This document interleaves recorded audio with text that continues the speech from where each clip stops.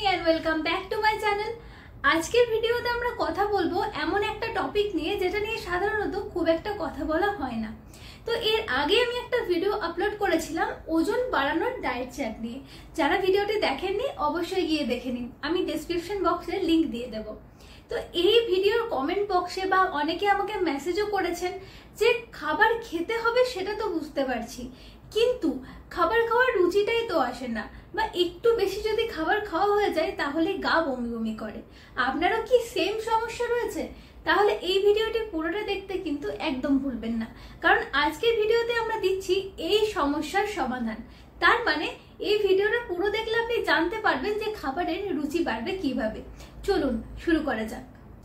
প্রথমেই বলি, খাবারের রুচি বাড়াতে গেলে সবার আগে যেটা দরকার সেটা হলো খাবার ঠিকভাবে হজম হওয়া, আর তার জন্য প্রত্যেকদিন পর্যাপ্ত পরিমাণে জল খাওয়াটা কিন্তু খুবই গুরুত্বপূর্ণ।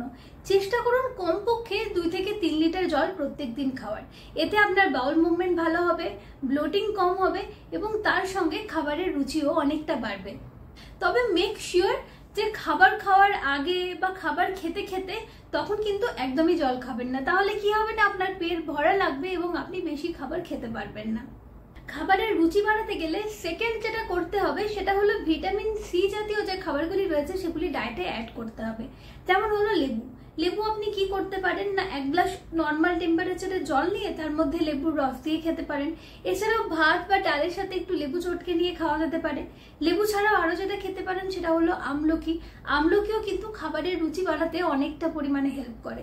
আমলকি এবং লেবু ছাড়াও আপনি কমলা লেবু, মৌসম্বি এগুলোও কিন্তু ডায়েটে অ্যাড করতে পারেন। তো যাদের খাবারের রুচি থাকে না তাদের ক্ষেত্রে যেটা হয় সেটা হচ্ছে যে প্লেটে যদি খাবার বেশি থাকে তাহলে আরোই খেতে ইচ্ছা করে না। সেক্ষেত্রে আপনি কি করতে পারেন না, খাবারের টাইম বাড়াতে পারেন। যেমন জেনারেলি আমরা কি করি, জেনারেলি আমরা 3 বার খাবার খাই, ব্রেকফাস্ট, লাঞ্চ এবং ডিনার। তো যাদের খাবারের রুচি থাকে না বা খিদে পায় না তাদের ক্ষেত্রে যেটা করতে হবে সেটা হচ্ছে এটা বাড়িয়ে 6 থেকে 7টা করতে হবে। মানে আপনি অল্প খাবার খান কিন্তু 3 ঘন্টা পর পর খাবার খান।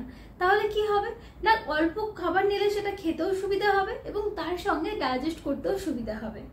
আরো একটা জিনিস যেটা এখানে করা যেতে পারে সেটা হচ্ছে যে চেষ্টা করবেন সবসময় একটা বড় প্লেটে খাবার নেওয়ার। এটা একটা সাইকোলজিক্যাল ব্যাপার, যেটা হয় সেটা হচ্ছে বড় প্লেটের মধ্যে খাবার বেশি থাকলেও কিন্তু সেটা অল্প দেখায়। যেখানে আপনি যদি ছোট প্লেটে খাবার খান সেটা কি হবে না, অল্প খাবারও অনেকটা পরিমাণে বেশি দেখাবে। তাই যদি আপনি বড় প্লেট নেন তাহলে এরকম একটা সাইকোলজিক্যাল ব্যাপার তৈরি হতে পারে যে আপনি কম খাবার খাচ্ছেন। তো এটা একবার চেষ্টা করে দেখা যেতে পারে। খাবারের রুচি বাড়ানোর জন্য আরো যেটা করতে পারেন সেটা হচ্ছে যে ডায়েটে সফট খাবার রাখুন। সফট খাবার বলতে কোনগুলো না, যেগুলো চেবাতে কম হয়, যেমন গলা ভাত, ডাল, মিল্ক, স্যুপ, পুডিং, এই ধরনের যে খাবারগুলি রয়েছে। তো কি হয় না, আমরা খাবার খাওয়ার পর আমাদের পেট থেকে ব্রেনে সিগন্যাল পৌঁছাতে 20 থেকে 30 মিনিট সময় লাগে। মানে পেট যে ভর্তি হয়ে গেছে সেটা আমাদের বুঝতে 20 থেকে 30 মিনিট সময় লাগে। আপনি যদি এই সময়ের মধ্যে খাবার খেয়ে শেষ করে ফেলতে পারেন তাহলে কিন্তু অনেকটা পরিমাণে খাবার খেতে পাবেন। এখন যদি আপনি সফট খাবার চুজ করেন তাহলে আপনাকে চেবাতে কম হবে এবং খুব জলদি আপনি খাবার খেয়ে নিতে পারবেন।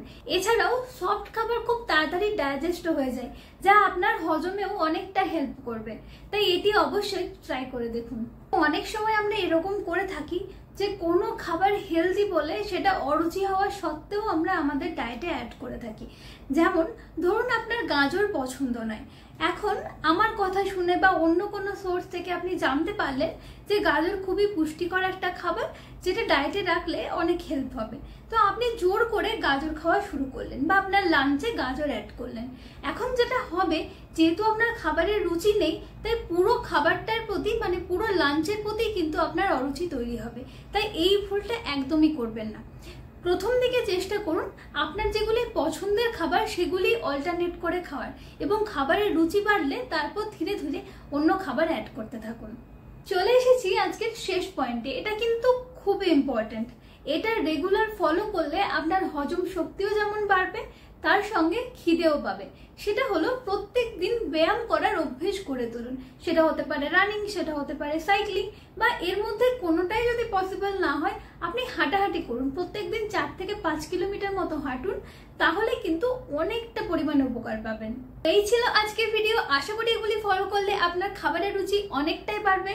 ভিডিওটি ভালো লেগে থাকলে লাইক, কমেন্ট এবং সাবস্ক্রাইব করতে কিন্তু একদম ভুলবেন না।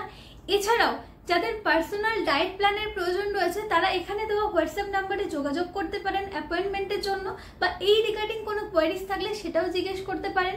This is Mousumi signing off. Thank you everyone for watching.